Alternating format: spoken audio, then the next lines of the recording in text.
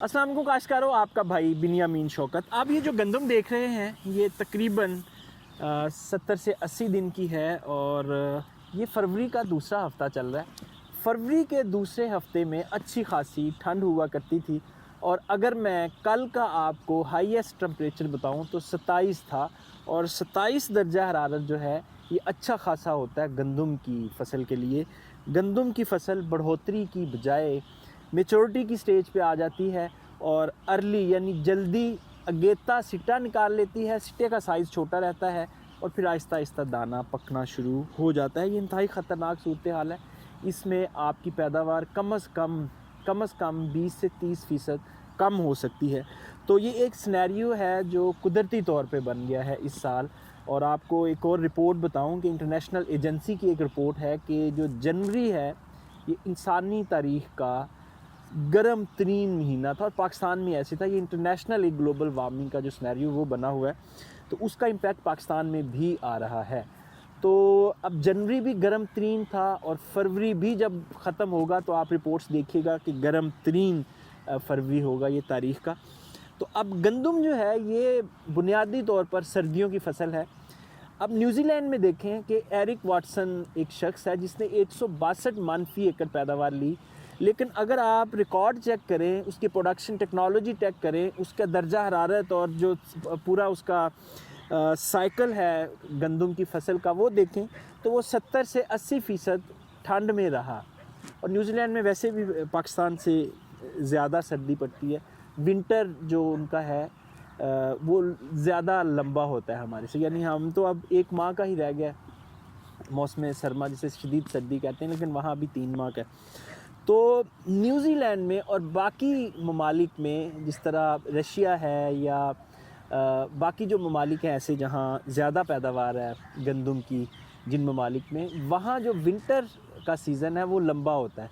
कम से कम गंदम को 100 दिन ऐसा टेम्परेचर मिलता है जो 5 डिग्री से कम होता है और यही टेम्परेचर एग्जैक्टली चाहिए होता है। इसके टिलर्स बढ़ते रहते हैं आहिस्ता आहिस्ता और जो बूटिंग स्टेज है उस पर गंदम आती रहती है लेकिन सिट्टा नहीं निकालती। फिर जैसे ही टेम्परेचर बढ़ता है सिट्टा निकलता है और सिट्टा फिर साइज़ बड़ा होता है और फिर आहिस्ता आहिस्ता जब वो पकता है तो साइज़ मोटा होता जाता है। लेकिन अब पाकिस्तान में जो बहार का मौसम है वो माइनस हो गया, एकदम सर्दी और फिर एकदम गर्मी। अब सर्दी से हम गर्मी में दाखिल हो रहे हैं तो ये ख़तरनाक सिचुएशन है।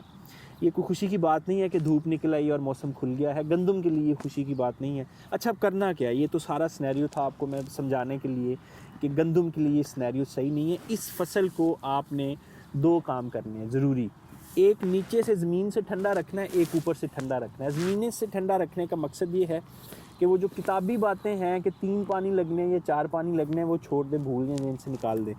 अब आपकी गंदम को अगर आपको अच्छी पैदावार चाहिए तो फिर आप इसका रूट स्ट्रक्चर देखेंगे। जब भी खुश्क होने लगेगा आप पानी लगाना पड़ेगा, वरना ये सिट्टा इतना निकालेगी और सिट्टा अपना पका लेगी। तो इसलिए इसको जड़ों से और सर से दोनों तरह से ठंडा रखना है। तो जड़ों से तो आप पानी लगा के ठंडा कर लेंगे।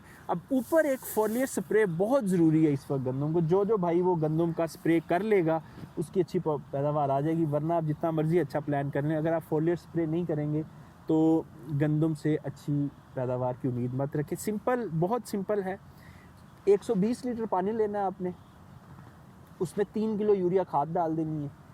उसमें आपने सिर्फ 200 ग्राम माइक्रो न्यूट्रिएंट्स डाल देने अच्छी कंपनी के और 100 ग्राम आपने बोरान डालना है और 100 ग्राम आपने उसमें जिंक डालना है और इसके अलावा 1 किलो आपने एसओपी डालना है। ये टोटल चीज़ें हैं, इनकी कॉस्ट जो है वो ज़्यादा से ज़्यादा आएगी 500 से 600 रुपये।